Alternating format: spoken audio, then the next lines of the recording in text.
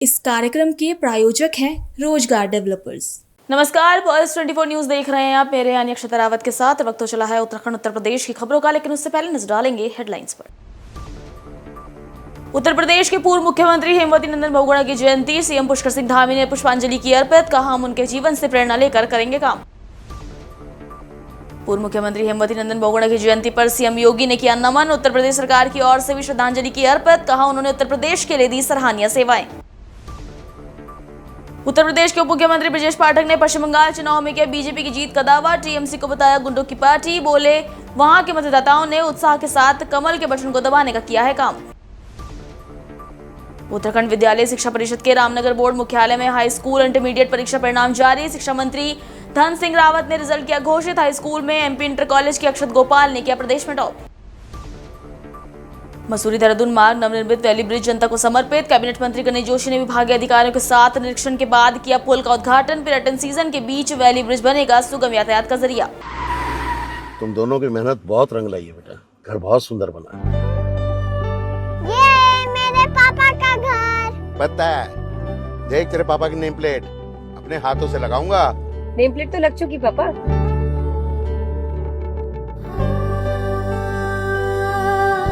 असल मेहनत तो आपने किया पापा, मुझे इस काबिल बनाने के लिए। वो जिंदगी भर किराए के मकान में रहे, लेकिन तो आज ये घर मेरा नहीं, ये है मेरे पापा का घर।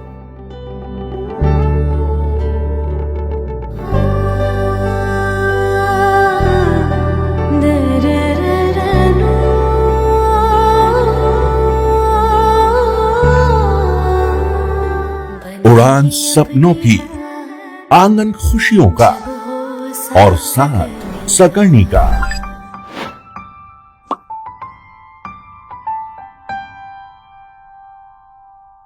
साठ वर्षों से आपके साथ मनोरंजन और संस्कार का संगम, जाह्नवी मैगजीन। चलिए अब देखते हैं खबरें विस्तार से। उत्तराखंड के मुख्यमंत्री पुष्कर सिंह धामी ने उत्तर प्रदेश के पूर्व मुख्यमंत्री हेमवती नंदन बहुगुणा की जयंती के अवसर पर उन्हें पुष्पांजलि अर्पित की। इस मौके पर सीएम धामी ने कहा कि आज भारत की राजनीति और भारत के इतिहास में बहुत ही बड़ा दिन है। हेमवती नंदन बहुगुणा ने उत्तर प्रदेश में मुख्यमंत्री के रूप में भारत सरकार में अनेक पदों पर अनेक जिम्मेदारियों का निर्वहन किया। उन्होंने कई विकास कार्यों को भी आगे बढ़ाया। उन्हें बहुत सारी चुनौतियों का भी सामना करना पड़ा, लेकिन वो उनके सामने कभी झुके नहीं। हम उनके जीवन से प्रेरणा लेकर काम करेंगे, हम उनका हमेशा स्मरण करते रहेंगे। राजनीति में भारत के इतिहास में बहुत बड़ा दिन है। आज के दिन सामान्य परिवार में पैदा होकर स्वर्गीय हेमवती नंदन बहुगुणा जी ने पूरे उत्तर प्रदेश में मुख्यमंत्री के रूप में भारत सरकार में अनेक पदों पर अनेक जिम्मेदारियों का निर्वहन किया। उनका जीवन हम सब के लिए प्रेरणा है। उनकी 107वीं जयंती है। मैं उनको समस्त प्रदेशवासियों की ओर से नमन करता हूं। और वो हमारे लिए प्रेरणा के स्रोत इसलिए हैं कि एक सामान्य स्थितियों में, सामान्य परिस्थितियों में यहाँ पैदा होकर उन्होंने प्रयाग में जाकर, उस समय के इलाहाबाद में जाकर एक अपना स्थान बनाया और पूरे उत्तर प्रदेश के मुख्यमंत्री के रूप भारत सरकार में अनेक पदों पर रहकर अनेक विकास कार्यों को आगे बढ़ाया।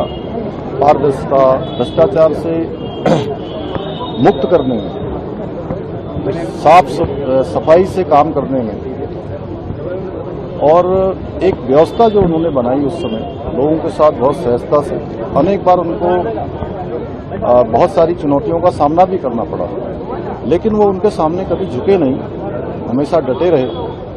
ये हम सब के लिए बहुत प्रेरणा है।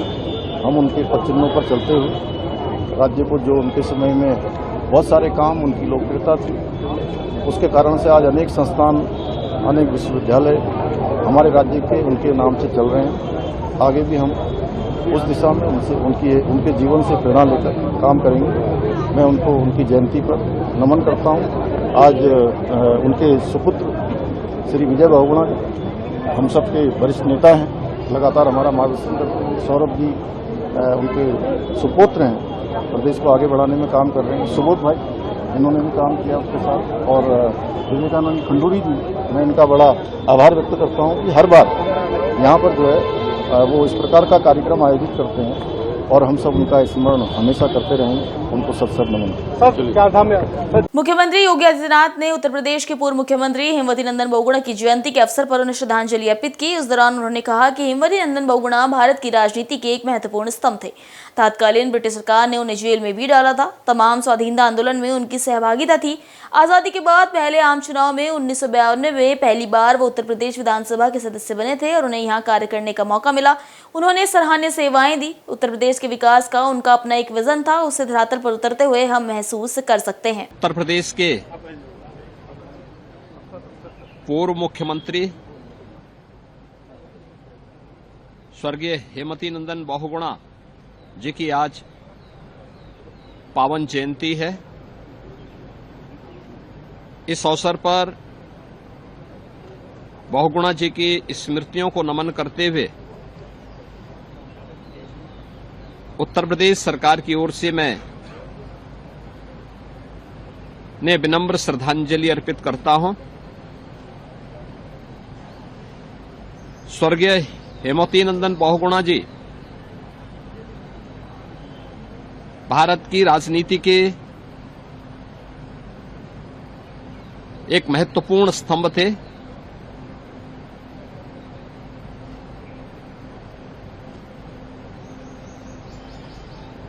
तत्कालीन उत्तर प्रदेश, जो आज का उत्तराखंड राज्य है, उसके पौड़ी गढ़वाल जनपद में 25 अप्रैल 1919 में उनका जन्म हुआ था। प्रारंभिक शिक्षा गांव में ही अर्जित करने के उपरांत उच्च शिक्षा के लिए वे प्रयागराज आ गए थे। 1942 से लेकर 46 तक राष्ट्रपिता महात्मा गांधी के आह्वान पर देश की आजादी के लिए भारत छोड़ो आंदोलन में उनकी सक्रिय सहभागिता के कारण तत्कालीन ब्रिटिश सरकार ने उन्हें जेल में भी डाला था। इलाहाबाद विश्वविद्यालय के छात्र नेता के साथ ही तमाम प्रकार के स्वाधीनता आंदोलन में उनकी सक्रिय सहभागिता थी। आजादी के बाद पहले आम चुनाव में 1952 में वे पहली बार उत्तर प्रदेश विधानसभा के सदस्य बने थे और उस सरकार के मंत्री के रूप में भी उन्हें कार्य करने का अवसर प्राप्त हुआ। उत्तर प्रदेश के अंदर मुख्यमंत्री के रूप में, विभिन्न विभागों के मंत्री के रूप में उनकी सराहनीय सेवाएं थी। उत्तर प्रदेश के विकास का उनका अपना एक विजन था और उस विजन को आज भी जमीनी धरातल पर उतरते हुए और उसे प्रभावी ढंग से आगे लागू करते हुए आज हम सब महसूस कर सकते हैं।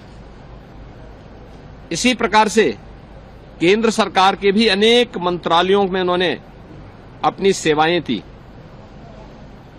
एक लंबे राजनीतिक और सार्वजनिक जीवन के अपने कार्यकाल के दौरान देश के प्रति उनकी सेवाएं उल्लेखनीय रही हैं।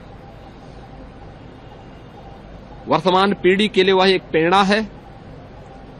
आज उनकी इस पावन जयंती के अवसर पर मैं उत्तर प्रदेश सरकार की ओर से बहुगुणा जी की स्मृतियों को नमन करते हुए उन्हें विनम्र श्रद्धांजलि अर्पित करता हूं। उत्तर प्रदेश के उप मुख्यमंत्री ब्रजेश पाठक ने पश्चिम बंगाल चुनाव में बीजेपी की जीत का दावा किया है। उन्होंने कहा कि बंगाल में भाजपा प्रचंड बहुमत के साथ आ रही है। वहां के मतदाताओं ने उत्साह के साथ कमल के बटन को दबाने का काम किया है। वहीं राघव चड्ढा और अन्य सांसदों के आम आदमी पार्टी छोड़कर बीजेपी में शामिल होने पर उन्होंने कहा कि राघव चड्ढा और उनके साथ आए सभी सांसदों का मैं स्वागत करता हूं।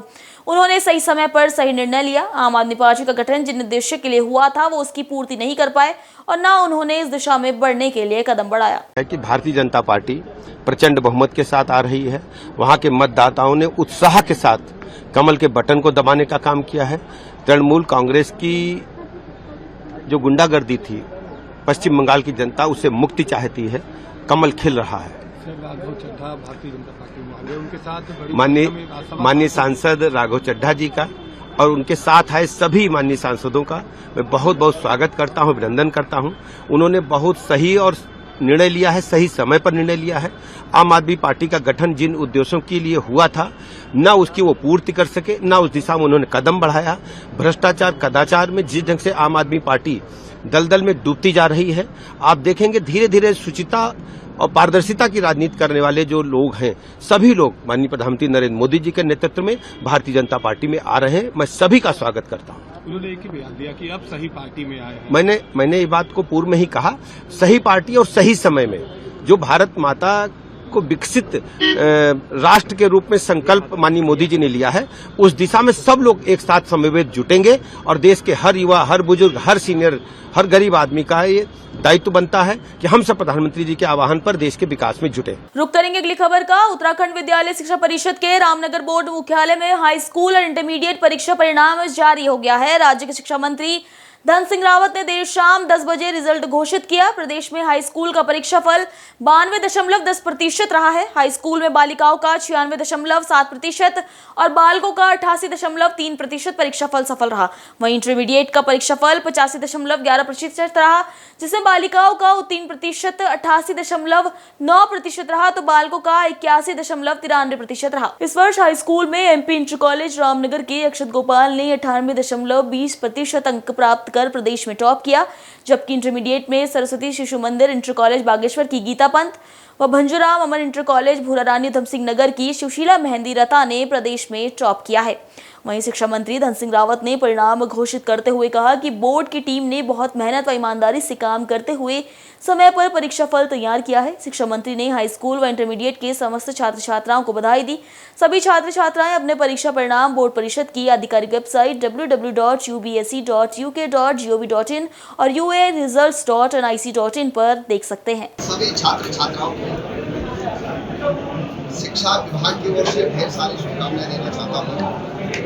इस बार हमारा जो हाई स्कूल का रिजल्ट है, ये पिछले साल की तुलना में 8% ज़्यादा रहा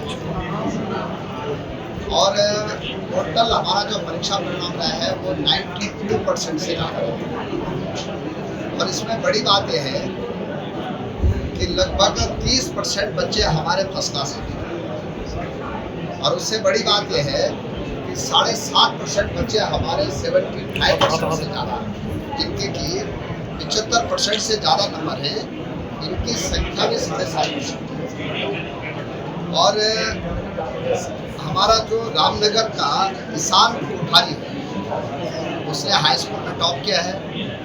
मैं अपनी ओर से उनके गार्जियंस को भी, टीचर्स को भी और उनके सभी परिजनों को अपनी ओर से बधाई दे रहा हूँ कि अक्षत गोपाल जो है बहुत होनहार बच्चा हमारा और उन्होंने 500 में से 491 नंबर प्राप्त किए। मैंने अभी उनसे बात भी की है, उनके गार्जियन से भी बात की है और मुझे बड़ी खुशी है कि उन्होंने हमारे पूरे प्रदेश में टॉप किया।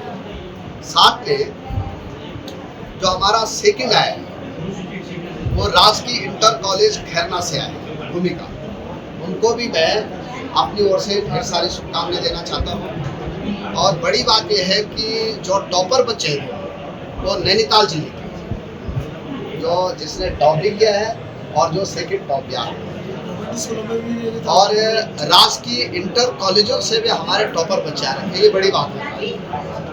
और उससे बड़ी बात यह है कि बागेश्वर जिले में 96% जो है उनका रिजल्ट है। पूरे प्रदेश में बागेश्वर जिला नंबर 1 है। जहाँ तक इंटरमीडिएट का रिजल्ट का इस बार परीक्षा परिणाम जो घोषित किया गया है, इस बार हमारा टोटल जो है 85% से ऊपर है और पिछले साल की तुलना में लगभग 2% हमारा ज़्यादा रिजल्ट है। यहाँ पे भी हमारे बागेश्वर जिले में लगभग 94.81% ओवरऑल उनका रिजल्ट है। इंटरमीडिएट में भी बागेश्वर जिला हमारा टॉप आ रहा है। और हमारे जो गीतिका पंत है, ये सरस्वती शिशु मंदिर इंटर कॉलेज बागेश्वर की ही, इन्होंने जो है इंटरमीडिएट में टॉप किया है। और सुशीला मेहंदी दत्ता जो है हमारी, उन्होंने सेकंड स्थान प्राप्त किया है। मैंने दोनों टॉपर बच्चों से भी बात की है। मैं शिक्षा विभाग की तरफ से, अपने मंत्री जी की तरफ से, अपने प्रधानमंत्री जी की तरफ से और अपने भारत सरकार के शिक्षा मंत्री की तरफ से इन सभी टॉपर बच्चों को हमने शुभकामनाएं दी हैं। और मैं सभी पत्रकार मित्रों का भी धन्यवाद देना चाहता हूं कि आज समय पर हमारा रिजल्ट घोषित हो गया है। और विशेषकर मैं उत्तराखंड विद्यालय शिक्षा परिषद के सभी अधिकारियों और कर्मचारियों को शुभकामनाएं दे रहा हूँ कि उन्होंने समय पर रिजल्ट घोषित किया है। आज हमारे बीच में हमारे लोकप्रिय विधायक जी भी आते हैं, मैं उनको भी धन्यवाद देना चाहता हूँ। और अब मैं उनसे निवेदन कर रहा हूँ कि 1 मिनट वो भी सबको शुभकामनाएं देके हम इस बैठक को फिर समाप्त करें। ऐसा है कि NEP 2020 में अब 240 दिन पढ़ाई अनिवार्य है और पर डे जो है बच्चों के वादन भी देख सकते हैं। लेकिन चूंकि कई गार्जियन से भी, टीचर्स ने भी, पत्रकार लोगों ने भी कहा है कि समय को परिवर्तन करना है, तो कल मैंने इसके लिए बैठक रखी है और इसके समय के परिवर्तन के लिए कोई निश्चित निर्णय कर लिया। मसूरी देहरादून मार्ग पर कुठाल गेट से शिव मंदिर के पास नवनिर्मित वैली ब्रिज को देर शाम जनता को समर्पित कर दिया गया। कैबिनेट मंत्री गणेश जोशी ने विभागीय अधिकारियों के साथ निरीक्षण के बाद पुल का उद्घाटन करते हुए इसे आवागमन के लिए खोल दिया। मंत्री गणेश जोशी ने कहा कि पर्यटन सीजन के दौरान इस मार्ग पर यातायात का दबाव काफी बढ़ जाता है, जिससे स्थानीय लोगों और पर्यटकों को लंबे जाम का सामना करना पड़ता है। ऐसे में स्थायी पुल के निर्माण तक राहत देने के लिए स्थायी वैली ब्रिज का निर्माण कराया गया। उन्होंने लोक निर्माण विभाग की सराहना करते हुए कहा कि निर्धारित समय सीमा में कार्य पूरा करना सराहनीय है। उन्होंने विश्वास जताया कि ब्रिज के शुरू होने से ट्रैफिक व्यवस्था में सुधार होगा, जाम की समस्या से काफी हद तक राहत मिलेगी। इस मौके पर मंत्री जोशी ने राज्य के मुख्यमंत्री पुष्कर सिंह धामी का आभार व्यक्त करते हुए कहा कि उनके मार्गदर्शन में प्रदेश में आधारभूत ढांचे को मजबूत करने की दिशा में तेजी से कार्य किया जा रहा है। वैली ब्रिज के उद्घाटन के बाद स्थानीय लोग और जनप्रतिनिधियों ने मंत्री का आभार जताया, इसे क्षेत्र के लिए राहत भरा कदम बताया। उन्होंने कहा कि पर्यटन सीजन के बीच वैली ब्रिज मसूरी देहरादून मार्ग पर सुगम यातायात की दिशा में एक बेहद ही अहम पहल माना जा रहा है। एक आवश्यकता थी, पर्यटन सीजन शुरू हो गया है और अब तो पर्यटक पूरे 12 महीने मसूरी आता है। 16 सितंबर की आपदा को यहाँ पर सेटिंग हो गया था। पूर्व में हमने तुरंत 3 दिन के अंदर एक वैली ब्रिज यहाँ पर बनाया, लेकिन वह सकरा होने के कारण अक्सर यहाँ पर जाम लग रहे थे और उस समय लोगों की मांग थी। हमारे माननीय अध्यक्ष विजय जी ने, हमारे पार्टी के सभी कार्यकर्ताओं ने, स्थानीय जनता ने उससे मांग की थी कि यहाँ पर एक वैली ब्रिज और बनाया जाए। हालांकि हमने यहाँ पर एक परमानेंट पुल भी सैंक्शन कर दिया है, शीघ्र उसका काम शुरू हो जाएगा, लेकिन उसमें समय लगेगा। तुरंत राहत देने के लिए पुल का होना बहुत जरूरी था और आज ये वैली ब्रिज तैयार हो गया है। यहाँ से आवागमन शुरू हो जाएगा, जो हमारे टूरिस्ट को भी राहत देगी और जो जाम की समस्या यहाँ पर रखती है उससे 1000 गाड़ियों की पार्किंग का शिलान्यास हम शीघ्र 0 पॉइंट पर करने जा रहे हैं, जिसमें करीब 1100 गाड़ियाँ पार्क होंगी, मेरे द्वारा बनाया जा रहा है। और जगह भी हम चैलेंज कर रहे हैं क्योंकि मसूरी में ऐसी कोई पार्किंग नहीं है जहाँ पर गाड़ियाँ खड़ी हो सकें और निश्चित ही इस पार्किंग के बनने के बाद मसूरी की पार्किंग की सुविधा का काफी हद तक जो है समाधान। जिन्होंने अपने जीवन में कुछ न किया, मेरी तो जिम्मेदारी है मात्र अपने को जिंदा रखने के लिए, अखबार में आने के लिए मतलब वो ड्रामा करते रहते हैं कि होना भी जरूरी है। राजनीति के अंदर जो है उन्हें भी अपना सब करना है, लेकिन जनता को मालूम है कि काम तो गणेश जोशी करेगा और आज काम हो गया। रुक करते हैं अगली खबर का। हापुड़ जनपद के मोहल्ला रामगढ़ी में उस वक्त हड़कंप मच गया जब विद्युत विभाग की टीम स्मार्ट मीटर लगाने के लिए पहुंची। विभाग की इस कार्रवाई का स्थानीय महिलाओं ने उग्र विरोध किया। देखते ही देखते विरोध इतना बढ़ गया कि महिलाओं ने विभाग के खिलाफ जमकर नारेबाजी शुरू कर दी। हंगामे के दौरान एक चौंकाने वाला दृश्य सामने आया, जहां एक महिला अपने घर के बाहर लगे स्मार्ट मीटर को डंडे से पीटकर तोड़ती हुई नजर आई। महिलाओं का आरोप है कि स्मार्ट मीटर बहुत ही तेज गति से चलते हैं, जिससे उनका बिजली का बिल दुगना तिगना आ रहा है। उनकी मांगे हैं कि इन स्मार्ट मीटर को तुरंत हटाया जाए और पुराने मीटर वापस लगाया जाए। भारी हंगामे की सूचना मिलते ही पुलिस फोर्स मौके पर पहुंची और महिलाओं को शांत कराने का प्रयास किया। सावित्री। अच्छा, क्या मामला है यहाँ पर? यहाँ का मीटर में पूरा बिल जमा कर रहे हैं, फिर भी लाइन काट देते हैं। 1000 रुपए एक्स्ट्रा डाले हैं तब लाइट छोड़ी है। जंगल में घर है, नहीं पानी वही, नहीं टंकी नहीं नल। यहाँ रामगढ़ी में आते हैं जब पानी ले जाते हैं। और बच्चे इनको लिए यहाँ पड़े हैं हम गर्मी की वजह से। बच्चे बीमार नहीं होंगे, हम जंगल में घर है हमारा। अच्छा, आप पे मीटर लगा हुआ? हमारा भी लगा हुआ, जंगल में लगा गए, हमने मना करी, जबरदस्ती से लगा गए। पहले क्या नाम है आपका? मेरा नाम है जोगिंद्री। अच्छा, क्या मामला है? ये बिजली का मामला है। स्मार्ट मीटर जो लगे हुए हैं इनसे ज़्यादा परेशानी है। जो पहले मीटर लग रही है कि उन मीटरों से क्या परेशानी थी, हमें कोई परेशानी नहीं उनसे। बिजली का बिल आवे या बिल जमा करे है, और इसमें चाहे 1000 गेल लो, 2000 गेल लो, 5000 गेल लो, और गैल कट जाए यूँ पता नहीं लगता कि कहाँ कट गया कहाँ नहीं कटे, और गैल बिजली खत्म हो जाए इनमें। और बिजली खत्म होकर रात को दिन को बच्चे हो रहे हैं बीमार। बताओ बच्चे इनको कहाँ से जलावे? फिर सरकार हमारे यहाँ ये चीज़ की सुविधा नहीं दे रही, तो और क्या चीज़ की सुविधा देगी बताओ? हाँ, बिजली वाले बंधक बनाए क्या? बिजली वाले बंधक ना बन रहे। हाँ, बिजली वाले बंधक है।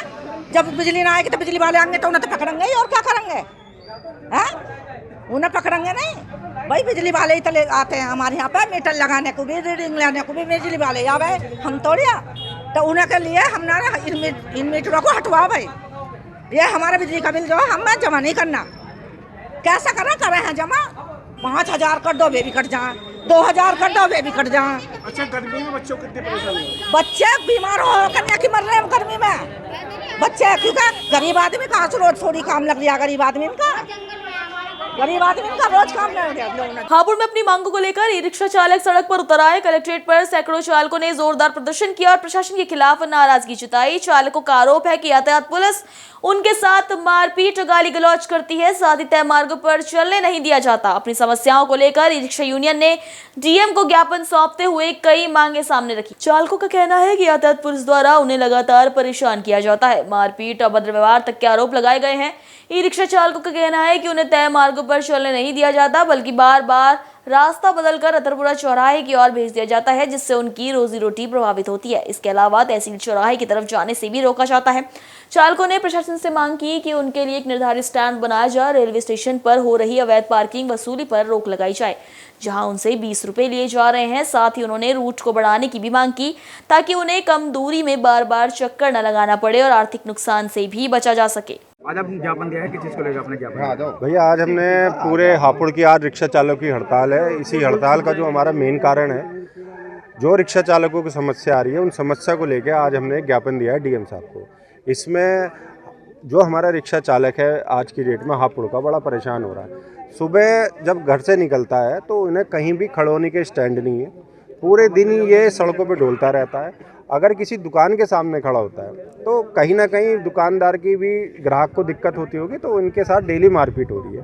तो हम आज डीएम साहब से यही कहा था कि जब तांगे चला करते थे तो तांगों के भी स्टैंड होते हैं। आज की डेट में हापुड़ में रिक्शा है, रिक्शा को कोई स्टैंड नहीं है। इन्हें भी एक जगह रुक के सस्ताने की जगह मिलनी चाहिए, जिससे कि ये भी नियम से चल सके। क्या मुख्य मांगे रही है भैया? आज जो हमारी मुख्य मांग है वो यही रही है कि आज जो हमारा मेरठ हापुड़ का जो रिक्शा चालक है, उनको एक तो स्टैंड मिले।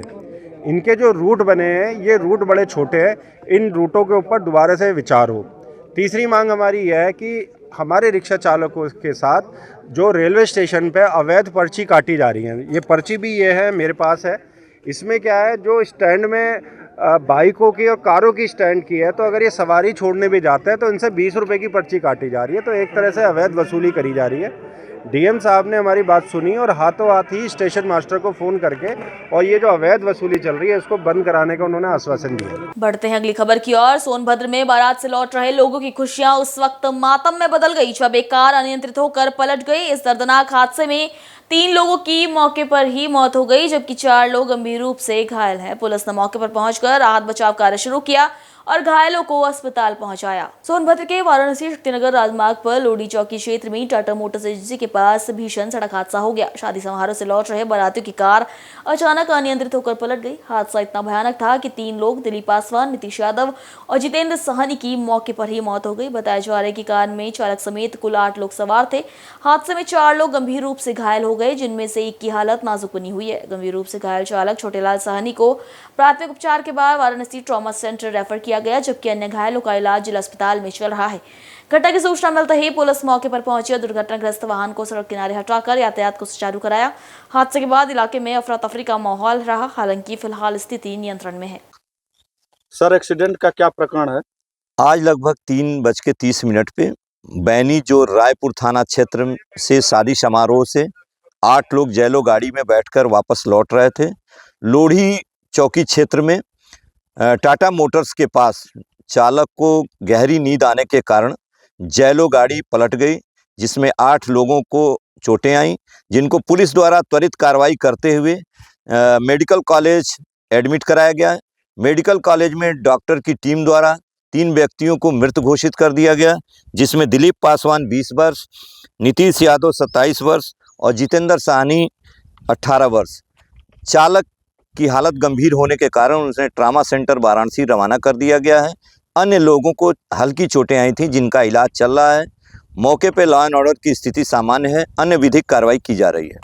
हापुड़ में एक ई रिक्शा दुर्घटनाग्रस्त हो गया, जिससे एक व्यक्ति की मौके पर ही मौत हो गई। जानकारी के अनुसार हापुड़ जनपद के थाना हापुड़ देहात क्षेत्र के भीमनगर चौकी क्षेत्र के मारुति शोरूम के पास सामने कच्छ के पास ई रिक्शा का संतुलन बिगड़ने से हादसा हुआ। वहीं घटना की जानकारी मिलते ही पुलिस मौके पर पहुंची और हादसे की जांच शुरू की और साथ ही शव को कब्जे में लेकर पोस्टमार्टम के लिए भेज दिया है। ई रिक्शा को भी अपने कब्जे में ले लिया। वहीं हादसे में मृत व्यक्ति की पहचान संदीप गर्ग ग्राम सिखेड़ा निवासी के रूप में हुई है। खबरों में इतना ही। अपडेट के लिए बने रहिए पल्स 24 न्यूज के साथ। नमस्कार। तुम दोनों की मेहनत बहुत रंग लाई है बेटा, घर बहुत सुंदर बना है। ये मेरे पापा का घर। पता है, देख तेरे पापा की नेम प्लेट अपने हाथों से लगाऊंगा। नेम प्लेट तो लग चुकी पापा।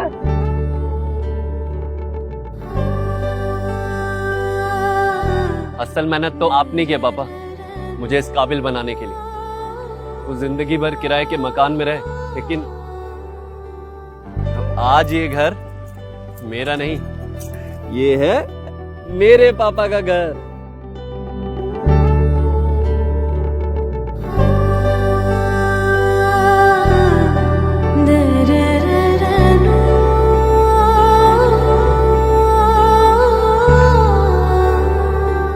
उड़ान सपनों की, आंगन खुशियों का और साथ सकर्णी का।